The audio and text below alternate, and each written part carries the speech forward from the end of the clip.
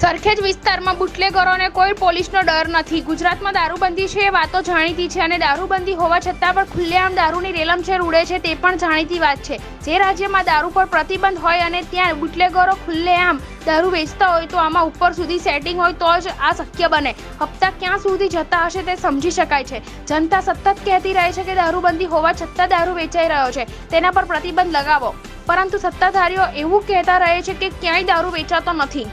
તો આ જુઓ ગુજરાતના આર્થિક કેપિટલ અમદાવાદના દ્રશ્યો। ખુલ્લેઆમ દારૂનો બેરોકટોક વેપલો થઈ રહ્યો છે। પોલીસની રહેમ નજર હેઠળ દારૂના અડ્ડાધારીઓ કેટલાય ઘર બરબાદ કરી રહ્યા છે। વિડીયોમાં જોઈ શકાય છે કે ઘણા લોકો દારૂની પોટલી પણ ખરીદવા માટે પડાપડી કરી રહ્યા છે। અન્ય એક વિડીયોમાં દેખાય છે કે દારૂની પોટલીઓનો ઢગલો કરી વેચાણ થઈ રહ્યું છે। આ વિડીયો પોલીસની કામગીરીને લપડાક આપી રહ્યા છે। આ દ્રશ્યો જ કહી આપે છે કે સરખેજ પોલીસ સ્ટેશનની હદમાં કેટલી હદે દેશી દારૂનો વેપલો વધી ગયો છે। સરખેજ જાણે યુપી બિહાર હોય તેમ પોલીસના કોઈપણ ડર વિના રસ્તા ઉપર જ દારૂનો વેપલો થઈ રહ્યો છે। સવાલ એ પણ થાય કે દેશી દારૂ વેચનારાઓને પોલીસ જેલના સળિયા પાછળ કેમ નથી ધકેલતી દેતી। રિપોર્ટર મનોમંથન લીલાભાઈ પરમાર।